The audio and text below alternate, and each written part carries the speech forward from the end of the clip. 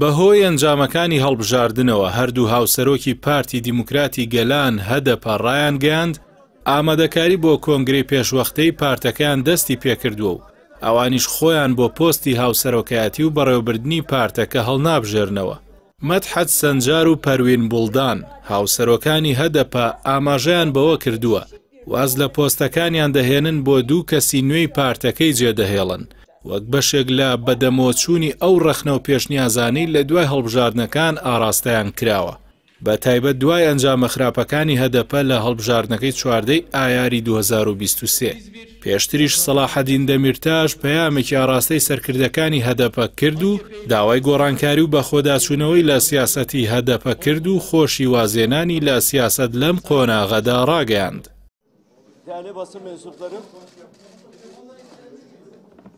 خۆکۆکردنەوە و بەخۆداچوونەوەی هەدەپە بە کار و بەرنامەکانیدا لە کاتێکدایە کەمتر لە 10 مانگ لە بەردەم پارت و هێزەکانی تورکیادایە بۆ هەڵبژاردننی شارەوانیەکان کە چاوەڕێ دەکرێت کێبڕکەیەکی گەرم بەڕێوە بچێت. هەدەپە لە نێوان ساڵانی 2013 بۆ 2015 و بە دیاریکراویش لە قۆناغی ئاشتی و چارەسەرکردنی کێشەی کورد لە تورکیا توانی دەنگی خۆی بگەێنێتە لووتکە و 80 کورسی پەرلەمان بەدەست بێنێت.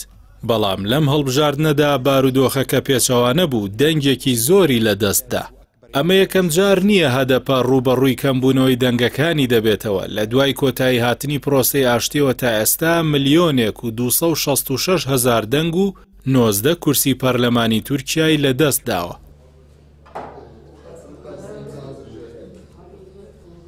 بەپێی دەرەنجامەکانی هەڵبژاردننی پەرلەمان هەدەپە کە لە ڕێگەی پارتی چەپی سەوز یەسەپەوە بەشداری کێبڕکێ سیاسیەکەی کرد ڕێژەی لە 8.8 دەنگەکانی بەدەستێنا و بووە خاوەنی 61 کورسی لە خولی 28مینی پەرلەمانی تورکیا.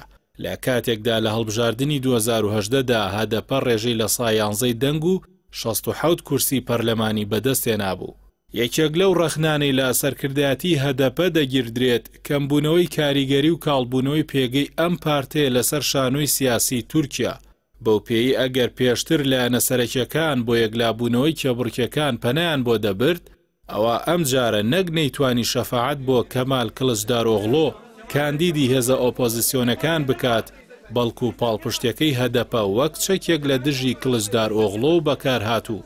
بە شکستێنانی ناوبراو لە دوو گەڕی هەڵبژاردننی سەرۆکۆماردا جارێکی دیکە کلیلی کۆشکی سەرۆکایەتی درایەوە بە ڕەجەب تەیب ئەردۆغان. En önemli aktörlerinden biri haline getiren, tarım ve hayvancılıkta girdi fiyatlarını düşüren,